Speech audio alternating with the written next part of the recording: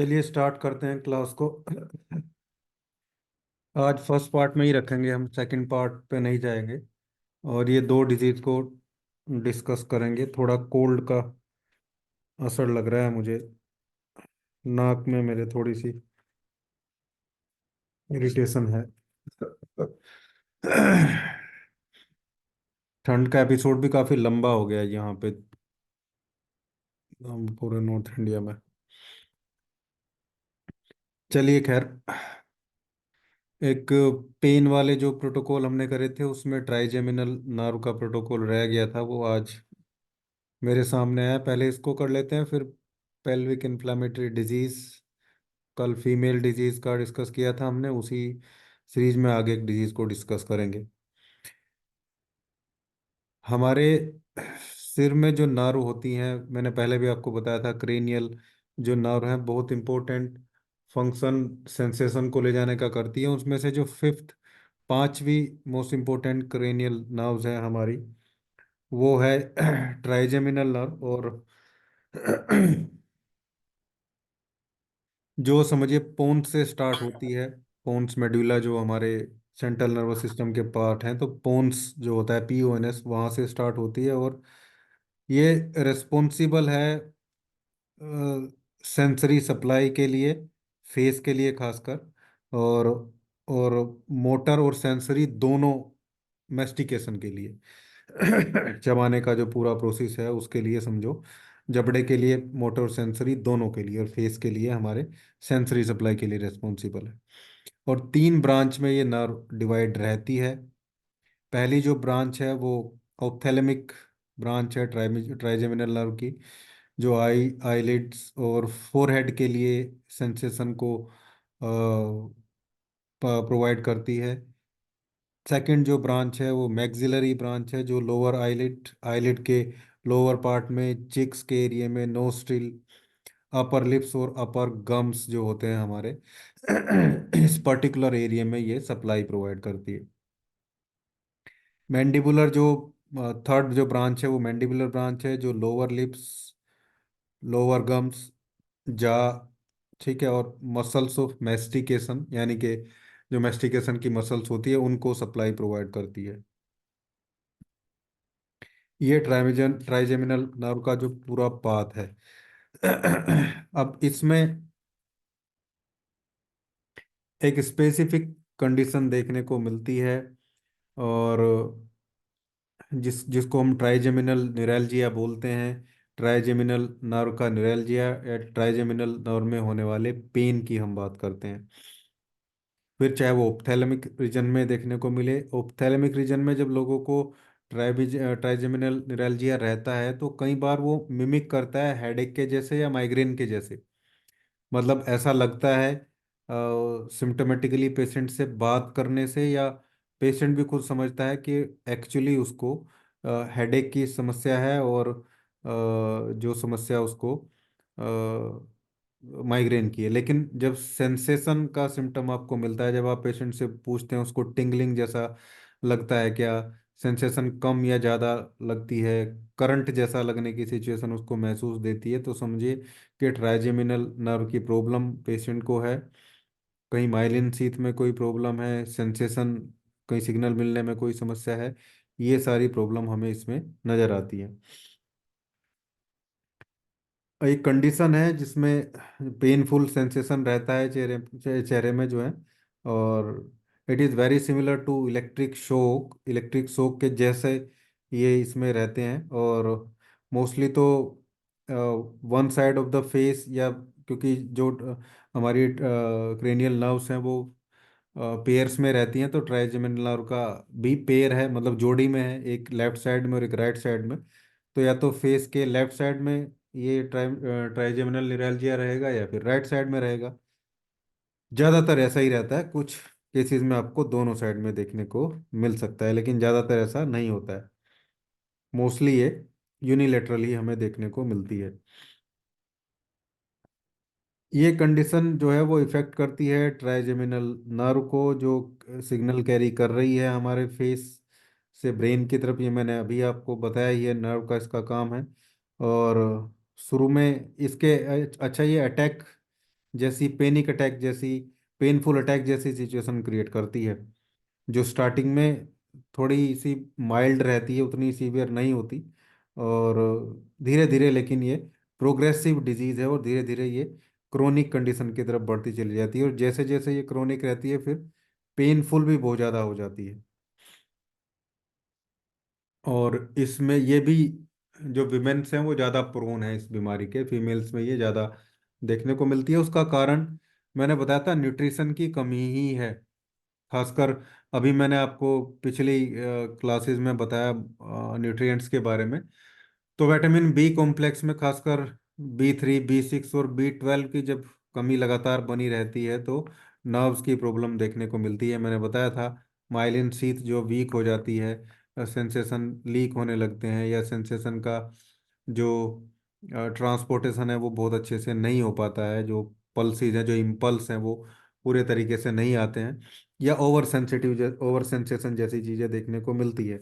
और फीमेल में डेफिशिएंसीज ज़्यादा रहती हैं, बिकॉज अवेयरनेस कम रहने की वजह से, और दूसरा अच्छी डाइट ना मिलने की वजह से ये प्रॉब्लम फीमेल में ज़्यादा देखने को मिलती है।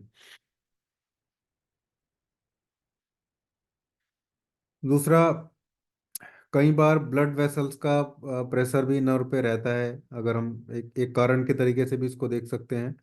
और इस प्रेशर के कारण ही कई बार ये जो ट्राइजेमिनल न्यूरैल्जिया है ये देखने को मिलता है, या किसी, ये जो ट्राइजेमिनल नर्व है, यहाँ पे आप देख रहे हैं ये ट्राइजेमिनल गैंग्लिया जो यहाँ पे होता है, ये जहाँ से तीनों ब्रांचेज निकल रही है, इस पर्टिकुलर एरिया में कोई प्रेशर बने किसी वजह से, चाहे वो किसी ब्लड वेसल की वजह से बने, किसी ट्यूमर की वजह से भी कई बार ऐसे देखने को मिल सकता है, या किसी इंजरी की वजह से भी ट्राइजेमिनल गैंग्लिया जो होता है वहाँ पे प्रेशर इफेक्ट आ सकता है, जिसकी वजह से ये ट्राइजेमिनल निरैल्जिया देखने को मिलता है। ज़्यादातर यही कारण इसके नज़र आते हैं। माइग्रेन की तरह इसमें भी कुछ ट्रिगर्स हैं जो, जिनकी वजह से ये जो है वो इफेक्ट कर सकता है, या ट्रिगर कर सकती है, बीमारी बढ़ सकती है, मतलब मेरा कहने का ये है। और इसमें जैसे कुछ फिजिकल इंजरी हो जाना, या कुछ हार्ड चीज़ें चबा लेना, हार्ड चीज़ खाना, ठीक है, हार्ड मेस्टिकेशन, या अ, ठंडे पानी की वजह से, ठंडे पानी में मुंह धो लेना, ये इस वजह से भी ट्राइजेमिनल निरालजिया रह सकता है। बहुत ज़्यादा देर बोलने की वजह से ट्राइजेमिनल निरालजिया हो सकता है। और ऐसे जो स्पीकर्स हैं, टीथिंग में भी ये प्रॉब्लम रह सकती है। और खासकर वाइजिंग टीथ जो निकलते हैं पीछे, अकल जाट जो इसको बोलते हैं, उसकी वजह से भी ट्राइजेमिनल निरालजिया देखने को मिलता है। तो ये सिचुएशन इसमें रहती है, और इसकी वजह से ये नर्व का है जो वो उसमें प्रॉब्लम रहती है। एक्चुअली बड़ी समस्या तो यही है कि माइलिन शीथ जो है डैमेज हो जाती है, नर्व की, नर्व फाइबर्स की, और ये माइलिन शीथ का डैमेज हो जाना ही पूरा का पूरा निरेल्जिया जो सिचुएशन है ये क्रिएट करता है।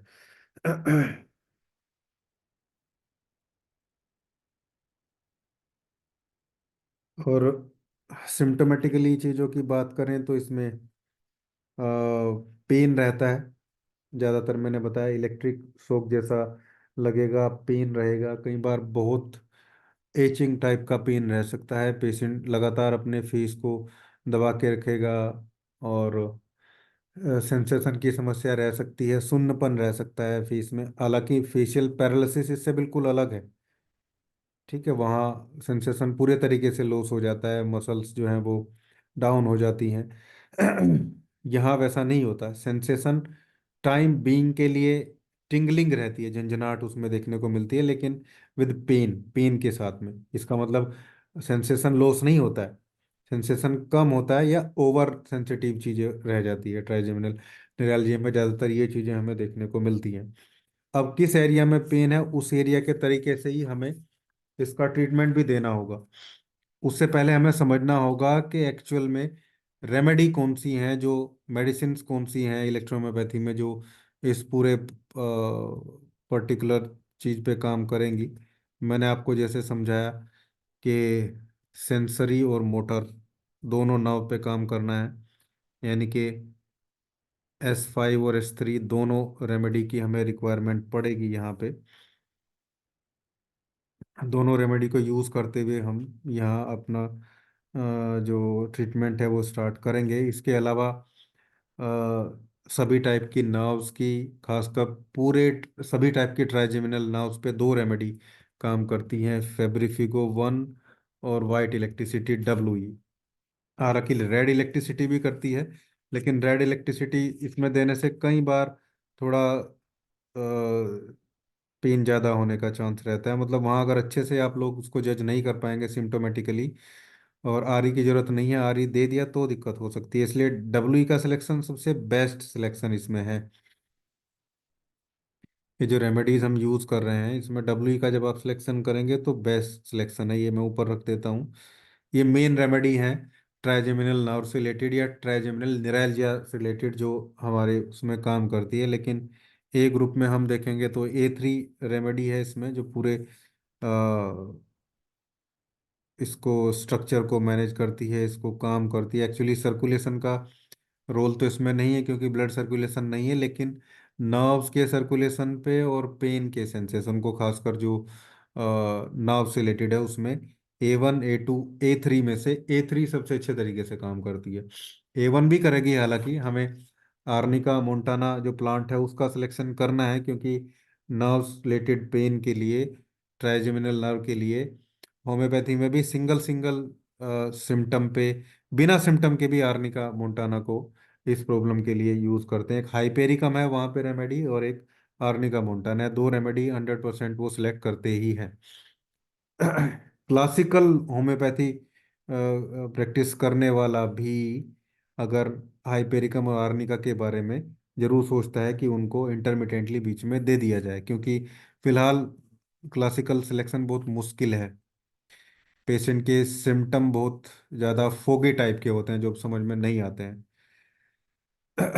इसलिए बहुत सारे होम्योपैथिक जो डॉक्टर्स हैं चैनल को देख के भी, मेरे साथ भी बहुत सारे कनेक्टेड हैं। शायद इस बैच में भी हमारे एक डॉक्टर हैं BHMS।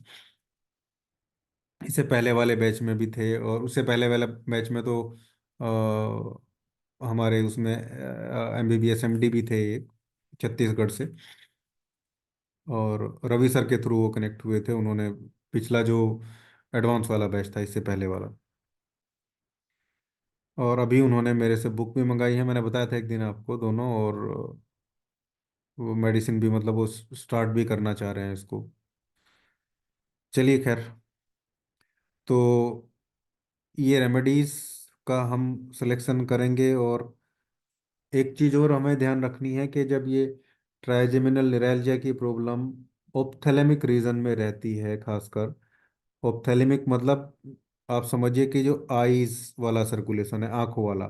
ओप्थेलेमिक मतलब आई से रिलेटेड जो पार्ट होता है, तो वहाँ हमें S12 भी बहुत अच्छे तरीके से यूज़ करनी है। S12 के बिना एक्चुअली आपको कर ही नहीं पाओगे। यहाँ S12 इसलिए भी जरूरी है क्योंकि ये पूरे ओप्थेलेमिक रीजन की रेमेडी है।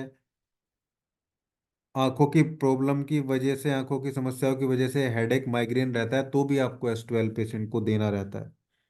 दूसरा, इसमें बेलाडोना प्लांट भी है जो ट्राइजेमिनल निरैल्जिया की बहुत अच्छी तरीके से काम करने वाली रेमेडी है। इसको मैं होम्योपैथिक तरीके से नहीं बताता हूँ कभी भी। जब बेलाडोना मैंने पढ़ाया था प्लांट, तभी बताया था कि ये इस टाइप के सेंसेशन के लिए, इस टाइप के पेन के लिए नर्व्स की बहुत अच्छी रेमेडी जो है ये रहती है, बेलाडोना, एट्रोपा बेलाडोना। हालांकि C13 में भी है ये, लेकिन क्योंकि ऑप्थेलेमिक रीजन में है तो C13 एक्चुअली काम करता है नोज वाले एरिया में, थ्रोट वाले एरिया में। ठीक है ना। S12 यहाँ पे हमें वर्क करके देगा। हालांकि कुछ लोगों को अगर ईयर में, कान में प्रॉब्लम प्रॉब्लम भी हो सकती है, ये पेन कई बार रेफर कर सकता है ईयर की तरफ, तो आप C13 का सिलेक्शन कर सकते हैं, लेकिन वो बहुत ज़रूरी नहीं है। अब मैं तीन अलग अलग प्रोटोकॉल आपके इसको बताता हूँ। ऑप्थेलेमिक रीजन में ट्राइजेमिनल निरैल्जिक सिचुएशन है, ट्राइजेमिनल निरैल्जिया है, और वो ऑप्थेलेमिक रीजन में है, तो कौन सी रेमेडी देंगे हम? अच्छा, F1W तो हमें रखना ही है हमेशा। F1W तो रहेगा ही। सभी टाइप के इसमें, क्योंकि ये तो सेंसेशन की रेमेडी है। अब यहाँ S12 रखेंगे हम, A3। ये हमें देना है पेशेंट को। और D4, D5, D6, तीनों मैंने इसलिए लिखे हैं कि आपको स्टार्ट करना है D6 से। D6 से स्टार्ट करके फिर आप नीचे की तरफ जो है लेके आएंगे धीरे धीरे, D6, D5, D4। इस तरीके से हम इसको ट्रीट करते हैं, और धीरे धीरे ये D4 तक, इवन D5 तक आते आते ही बहुत सारी चीज़ें इसमें ठीक हो जाती हैं। अभी माइग्रेन में मैंने बताया था कि जो प्रोटोकॉल हमारा हेडेक वाला है, मैंने आपको बताया भी है उसके बारे में। और ऑलरेडी मैं करा भी चुका हूँ, डिजीज़ भी हो चुकी है हमारी उसमें। अभी आज एक और फीडबैक जैसी ही बात है लगभग। और एक फीमेल पेशेंट जिसको लगभग 30 ईयर के आसपास से माइग्रेन है, before, since before her marriage, उसकी शादी से पहले से ही उसको माइग्रेन की समस्या है।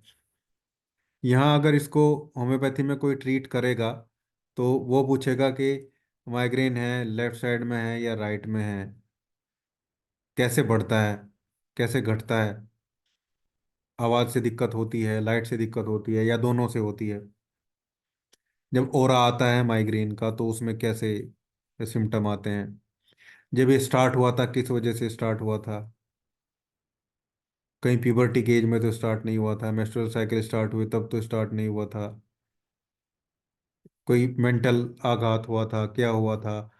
फिर देखेगा फीमेल पेशेंट कैसी है वो, उसका कॉम्प्लेक्सन कैसा है, वो अपनी बातें रोते हुए बता रही है या कैसे बता रही है, या वो कॉन्ट्राडिक्टरी बातें करती है, बीच बीच में बोलती है। हमें कुछ नहीं देखना है, हमें तो पेशेंट ने बताया उसके सर में दर्द है, लेफ्ट में राइट में, ज़्यादा नहीं देखना है हमें, उसके सर में दर्द है, ये सिम्टम है, ऐसे आंखों पे भी आता है या नहीं आता है, पीछे से आगे से स्टार्ट होता है, कुछ नहीं देखना है। दर्द है जी, 20 साल से है, ठीक है, प्रोटोकॉल उठाया, हेड कंप्रेस दे दिया, और गारंटीड 50% से ऊपर रिजल्ट मिलेगा आपको नेक्स्ट टाइम जब आएगी, 50 से ज़्यादा। 15 दिन, 20 दिन, 1 महीने में इंजेक्शन अगर लेती है तो छूट जाएंगे। 2 महीने के अंदर अंदर पेन किलर रेमेडी लगभग बंद हो जाएगी। ओकेजनली कभी ज़्यादा प्रॉब्लम हुई तो लेने की समस्या आएगी। 3 महीने में एलोपैथिक रेमेडी कंप्लीटली बंद हो जाएगी, पेन के एपिसोड बिल्कुल 80% तक खत्म हो जाएंगे। क्रोनिक की बात कर रहा हूँ, बहुत पुराना नहीं है तो 3 महीने में बिल्कुल ठीक, 100%। बहुत सारे पेशेंट की हमेशा मेडिसिन, वासोग्रेन, ये इंजेक्शन वो इंजेक्शन सब बंद हो चुके हैं। उल्टी भी आती है किसी को, कोई दिक्कत नहीं, S11 दे दो आप, हेडेक के प्रोटोकॉल के साथ ही S11 दे दो 30 में या D10 में, उल्टी भी नहीं आएगी, नोजिया भी नहीं होगा। तो that is the power of electrohomeopathic remedy. जिस तरीके से ये बनाई गई है और जिस तरीके से हम इनको डिस्पेंस करते हैं, देते हैं, वो बिल्कुल डिफरेंट है। डिस्पेंस करना भी डिफरेंट है, मेडिसिन कैसे बन रही है वो भी डिफरेंट है। और वो सारे प्लांट भी हैं जो होम्योपैथी में यूज नहीं होते हैं। और आयुर्वेद का तो बहुत कम प्लांट्स हैं जो आयुर्वेद वाले यूज करते हैं, वो हम यूज करते हैं। कुछ हैं, लेकिन प्रिपरेशन उनकी भी 100% अलग है। खैर, अब आते हैं, ये ऑप्थेलमिक रीजन का हो गया। अगर मैक्सिलरी रीजन में ये प्रॉब्लम देखने को मिलती है तो हम कैसे यूज करेंगे।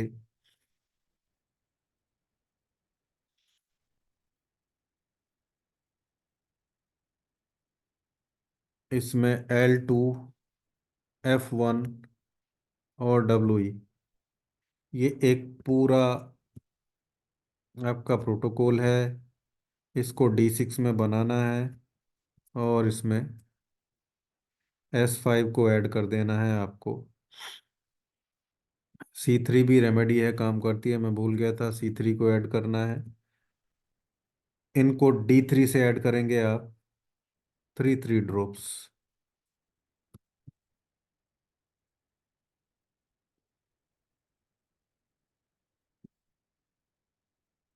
ठीक है, देखो बहुत सिंपलीफाइड करके समझाता हूँ मैं, बहुत सिंपलीफाइड करके मैं पढ़ाता हूँ। मेरी बुक्स में भी ये सब सिंपलीफिकेशन है। बहुत सारे लोग बोलते हैं जी हिंदी समझ में नहीं आएगी, आपने इंग्लिश में लिखी है, लेकिन जब पढ़ लेते हैं तो पहली बार में सब चीज़ें क्लियर हो जाती हैं। L2F1WE को D6 में बनाएंगे एक बोतल में। ड्रॉप मेथड से भी बना सकते हैं आप, 10 ड्रॉप L2 की, 10 F1 की, 10 WE की 30 ml में। और तीन ड्रॉप S5 से, 3 ड्रॉप C3 से आप इसमें D3 की ऐड कर देंगे, पेशेंट को दे देंगे।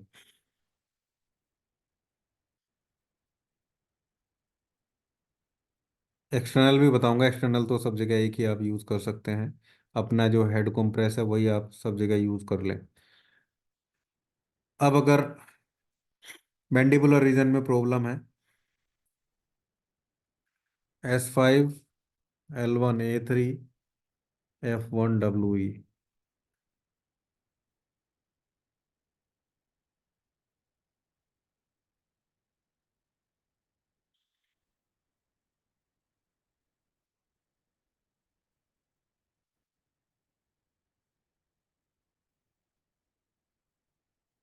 इसको भी वैसे ही आपको करना है, D4, D5 और D6।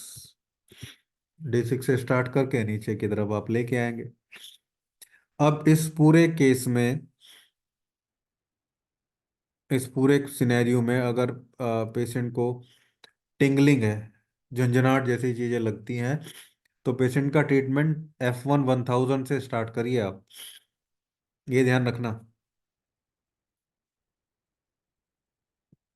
अभी लिख देता हूँ कहीं को मैं, just a minute.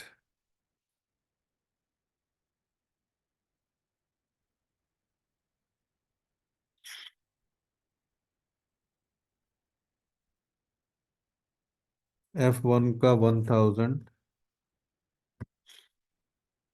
Once a day for 5 days, 5 दिन के लिए। देन उसके बाद 200 once a day for 15 days. पहले F1 का 1000 देंगे पहले 5 दिन के लिए, दिन में एक बार। उसके बाद फिर F1 200 देंगे पेशेंट को, दिन में एक बार। टाइम चेंज कर देंगे इस बार, ये ध्यान रखेंगे। ये भी थोड़ा सा ध्यान रखें कि जब आपको कोई हाई पावर की रेमेडी ज़्यादा दिन चलानी है अगर, तो आप उसका टाइम चेंज कर दें ताकि रेजिस्टेंस क्रिएट ना हो। जैसे वैन वन, मानो लगातार वैन 200 आप किसी पेशेंट को देनी है। कोई ऑटो इम्यून डिसऑर्डर का पेशेंट है, मान लो सोरेसिस है उसको, या कोई वार्ड्स का पेशेंट है, मस्से जो होते हैं उसको, वैन 200 लगातार आपको महीनों देनी पड़ सकती है। तो आप उसको करेंगे, 15 दिन पहले सुबह देंगे, फिर 15 दिन शाम को देंगे। उसी सेम रेमेडी को टाइम चेंज कर देंगे, क्योंकि बॉडी अपने क्लॉक के अकॉर्डिंग एडजस्ट हो जाती है। अब एक महीना लगा, अब मान लो आप 4 रोटियां खाते हैं, 4 चपातियां लेते हैं, पूरे एक महीने लगातार आप 3 चपाती लेके देखिए, आपका स्टमक का जो पाउच है वो उसी के अकॉर्डिंग एडजस्ट हो जाएगा। फिर जैसे ही आप फोर्थ रोटी लेंगे, आपका वो ओवर ईटिंग में कैलकुलेट हो जाएगा, उसी दिन आपको दिक्कत हो जाएगी। तो ये इस चीज को भी आप लोगों को थोड़ा सा ध्यान रखना है, इसमें उसी तरीके से हमें इसमें ट्रीटमेंट लेना है। एक्सटर्नल एप्लीकेशन की मैं बात करूं, A2, S5, C5, F2 और WE, इसको D4 में आप अप्लाई करेंगे। अप्लाई करने के तरीके कई हो सकते हैं। आप उसको ऑयल में दे सकते हैं, आप उसको कॉम्प्रेस भी दे सकते हैं। कॉम्प्रेस काम करता है, जैसे ये मैंडिबुलर रीजन है, यहाँ कई बार इस जा के एरिया में पेन रहता है, तो यहाँ कॉम्प्रेस भी आप लगा सकते हैं, कॉटन को लगा के उसको टेप से चिपका सकते हैं, या ऑयल में भी दे सकते हैं उसको, किसी ऑइंटमेंट में, किसी क्रीम बेस में भी बना के दे सकते हैं पेशेंट को। तो जैसे पेट्रोलियम जेली वगैरह में भी हमारे ग्रुप के मेंबर ने भी बनाई है बहुत सारी चीज़ें। तो एक्सटर्नल एप्लीकेशन भी बहुत बड़ा रोल प्ले करता है। मैं हर बार बोलता हूँ कि एक्सटर्नल एप्लीकेशन जो है वो एक क्रांति की तरह, एक रिवॉल्यूशन की तरह है, not only for electro homeopathy but एक जनरल ट्रीटमेंट के भी अगर हम देखें तो। ये रेमेडीज पूरी रिसर्च होनी बाकी है अभी पूरी इलेक्ट्रो होम्योपैथी पे, कि ये एक्सटर्नल अप्लाई करने से भी कैसे हीलिंग कर रही हैं। केवल ये पेन के सेंसेशन को ब्रेक नहीं करती है, इवन टिश्यूज में अंदर पहुंचती हैं और वहाँ उसी तरीके का इफेक्ट जनरेट करती हैं जैसे कि इंटरनल रेमेडी क्रिएट कर रही हैं। तभी तो पेट में दर्द है, किडनी को लीक हो रहा है, आप देखिए मैंने आपको कितने बताया, F2 वर्वन वाई, केवल 3 रेमेडी। आपके पास कुछ नहीं है, आप D3 से ही डाल दो पेशेंट की पेट पे अप्लाई कर दो और 2 बूंदे उसकी नाभि में डाल दो इस कॉम्बिनेशन की, F2 वर्वन और वाई, इसको बना के रख लो, आप D4 में बना के रख लो 50% RS में अपने पास, तो और अच्छा है। उसके पेट पे अप्लाई कर दो और साथ में जो अम्बिलिकल होता है उसमें 2 बूंदे, उसमें 2-3 बूंदे उसमें डाल दो। अब देखिए 80% पेट का दर्द जो है वो गायब हो जाएगा। ऐसे ही पेन कंप्रेस मैंने आपको बताया, मतलब इंजेक्शन भी इतनी जल्दी काम नहीं करता है। भले ही वो आधे घंटे बाद 1 घंटे बाद वापस आ जाता है, भी समस्या है तो वापस तो आएगा ही वो, लेकिन उसने बिल्कुल पेन का सेंसेशन खत्म कर दिया एकदम। तो ये चीज़ हमें ध्यान रखने की है कि एक्सटर्नल एप्लीकेशन जितना हो उतना यूज़ करें, जितना ज़्यादा हो सके उतना यूज़ करें। चलिए अब हम आगे बढ़ते हैं, पेल्विक इन्फ्लामेटरी डिजीज PID को डिस्कस करते हैं। ये एक इन्फेक्शन है, फीमेल के रिप्रोडक्टिव ऑर्गन्स में होता है और बहुत सारी फीमेल इससे ग्रसित रहती है। कई बार ये STD भी होता है, मतलब ट्रांसमिटेड डिजीज भी रहती है। बैक्टीरियल इन्फेक्शन की वजह से भी ये जो है कोज करता है, और ये from opening of the female reproductive organ से लेके यूट्रस, फेलोपियन ट्यूब, ओवरीज तक ये इन्फ्लामेशन क्रिएट कर सकता है। इसकी वजह से बहुत भयानक पेन रह सकता है, और कई बार पूरे सर्विक्स एरिया में से काफ़ी ज़्यादा पेन फीमेल को देखने को मिलता है। साइन और सिम्टम की बात करें तो पेन ही इसमें रहता है, सूजन भी कई बार पेल्विक एरिया में पेशेंट को देखने को मिलती है, एक्सटर्नल भी, बाहर भी, इंटरनल तो इन्फ्लामेशन है ही, और क्रोनिक पेन डेवलप हो सकता है। दूसरा एक बहुत बड़े लेवल पे ये जो है एक बाधा बन सकती है प्रेगनेंसी में एक फीमेल के लिए, मतलब इनफर्टिलिटी का कारण भी ये बन सकता है। पेन है जो कई बार माइल्ड लेवल से स्टार्ट होके सीवियर तक जाएगा, पेनफुल इंटरकोर्स की सिचुएशन रहती है, और डिस्चार्ज भी कई बार देखने को मिलता है जिसमें ऑफेंसिव ऑडर या ऑफेंसिव स्मेल की प्रॉब्लम रहती है। कुछ केसेस में ब्लीडिंग जैसी प्रॉब्लम रह सकती है, लेकिन वो बहुत ज़्यादा नहीं है। पेन का जब ज़्यादा इसमें रह सकता है ड्यूरिंग यूरिनेशन और during the time of intercourse. इसके अलावा इन्फ्लामेशन इन्फेक्शन की वजह से है तो इसमें फीवर हमेशा रहेगा, और थोड़ी बहुत ठंड के साथ फीवर आएगा। और जब यूरिन को चेक कराएंगे या तो ब्लड को चेक कराएंगे तो कहीं ना कहीं उसमें WBC का डिस्टरबेंस पेशेंट में देखने को मिल सकता है। पेनफुल यूरिनेशन, फ्रिक्वेंट यूरिनेशन और एब्डोमिनल पेन, ये ज़्यादा इसमें जो है देखने को मिलते हैं। कारण मैंने बताया बहुत सारे हो सकते हैं, और ये फंगल इन्फेक्शन की वजह से भी हो सकता है, लेकिन ज़्यादातर बैक्टीरियल इन्फेक्शन की वजह से ये देखने को मिलता है। क्लेमाइडिया इन्फेक्शन हो गया और दूसरे बैक्टीरियल इन्फेक्शन हो गए, और पूरा सर्विक्स एरिया डिस्टर्ब इससे रहता है। कहीं ना कहीं रिप्रोडक्टिव ट्रैक में जब कोई बैक्टीरिया एंटर होता है, वो चाहे ट्रांसमिटेड डिजीज के थ्रू एंटर हुआ है या फिर वो किसी भी वजह से अनहाइजीनिक कंडीशन की वजह से, या जैसे भी कुछ फीमेल में चाइल्ड बर्थ के बाद से ये प्रॉब्लम स्टार्ट हो जाती है। कहीं कुछ लोगों में मिसकैरेज की, अबॉर्शन की वजह से भी ये प्रॉब्लम देखने को मिलती है, या उसके बाद ये प्रॉब्लम देखने को मिलती है। तो ये प्रॉब्लम है। रिस्क फैक्टर इसके इनफर्टिलिटी रह सकता है एक फीमेल के लिए, उसकी मैरिड लाइफ में थोड़ी प्रॉब्लम क्रिएट होती है बहुत ज़्यादा पेन की वजह से। और और भी कुछ कारण भी ऐसे हो सकते हैं जो अभी मैं फिलहाल डिस्कस नहीं कर सकता, लेकिन आप देखेंगे तो आपको मिल जाएंगे कुछ कारण इसके। लेकिन हमें उस तरफ नहीं जाना है, हमें मोस्टली देखना है कि भाई पेल्विक एरिया में बहुत ज़्यादा पेन फीमेल को है, साथ में डिस्चार्ज भी है, ऑफेंसिव है, और पेनफुल यूरिनेशन है, पेनफुल इंटरकोर्स है। ये भी पेशेंट जो है आपको बता देगी, डॉक्टर से मोस्टली फीमेल पेशेंट भी आराम से बात कर लेती हैं, इतनी बात तो आराम से। तो इससे आप समझ जाएंगे कि ये पीआईडी की प्रॉब्लम है, क्रोनिक सिचुएशन है, और इसको आपको कैसे ट्रीट करना है उसके लिए हमें रेमेडी का सिलेक्शन यहाँ पे करना है। कल भी मैंने बताया था आपको, आप जो अपनी स्टमक कोलिक वाले जो जो समस्या थी उसके, उसमें भी मैंने आपको बताया था कि जो हमारी एक प्रोटोकॉल बताया था मैंने, जो ना केवल कोलिक में काम करेगा, इवन किसी भी टाइप के जो लोअर अपर एब्डोमिनल एरिया में पेन रहता है उसको ये जो प्रोटोकॉल है वो ट्रीट कर सकता है, उसको भी आप दे सकते हैं। अदरवाइज मैं आपको बता रहा हूँ, पूरे सर्विक्स एरिया की जो रेमेडी है इम्पोर्टेंटली जो काम करती है वो S2 C2 है और C11 है। इन C11 को हम वैसे यहाँ इसलिए देंगे कि इन्फेक्शन को ठीक करे, लेकिन मोस्टली आप यूज करिए S2 C2, F1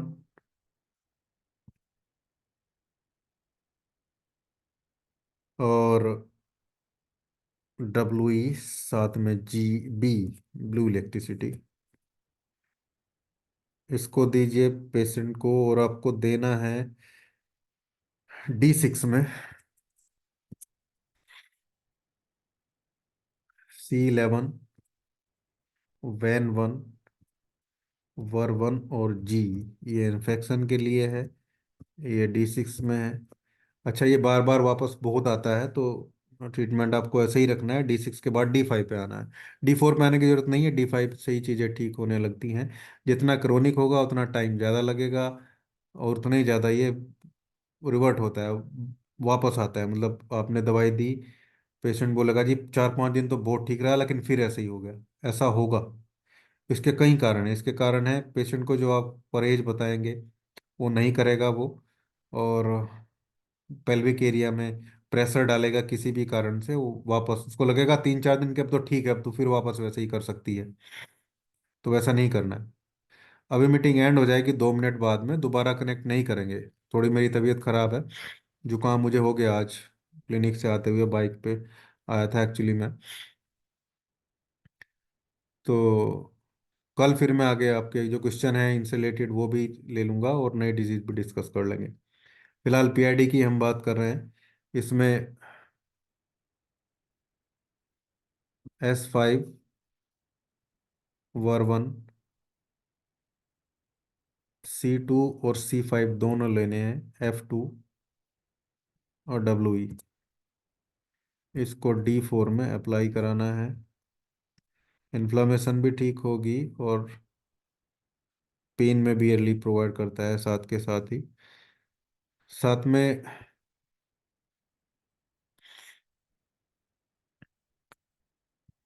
C11, WEN1, WER2,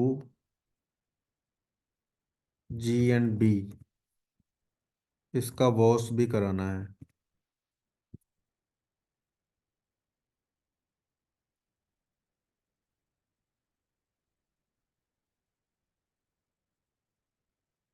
ये गड़बड़ हो गया कुछ, कोई बात नहीं, मैं दोबारा कल बताऊंगा आपको इसको, क्योंकि अभी एंड हो जाएगी मीटिंग, मैं उतना लिख नहीं पाऊंगा।